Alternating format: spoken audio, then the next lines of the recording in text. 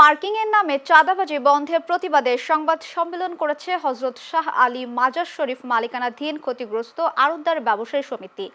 সকালে মিরপুরের হযরত শাহ আলী মাজার শরীফ এর কাঁচা বাজারের ফলপট্টি এলাকায় এই সংবাদ সম্মেলন অনুষ্ঠিত হয়।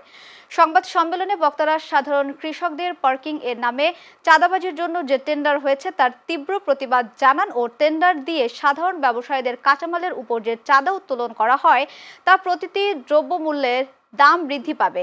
তাই সরকারের কাছে অনুরোধ অতি বিলম্বে এই টেন্ডার বন্ধ করে কাঁচামালের স্বাভাবিক মূল্য রক্ষা করার জন্য অনুরোধ জানান। এ সময় উপস্থিত ছিলেন মোহাম্মদ সাইফুল ইসলাম, শাহজাহান, হানিফ, হাফিজ কালাম, মনোয়ার হোসেন সহ ব্যবসায়িক সদস্যবৃন্দরা। সরকারি বাজেট থাকে কিসে? ব্রিজ, কালভার্ট, রোড, বিভিন্ন খাতে সরকারের বাজেট থেকে অর্থ ব্যয় করে। এই বাজেটটা কিসে উল্লেখ নাই যে ৮০ লক্ষ টাকার টেন্ডার, এটা হলো সর্বনিম্ন। আমি আরও জানতে পারছি যে ১.৫ কোটি টাকা দেওয়ার লোকও আছে।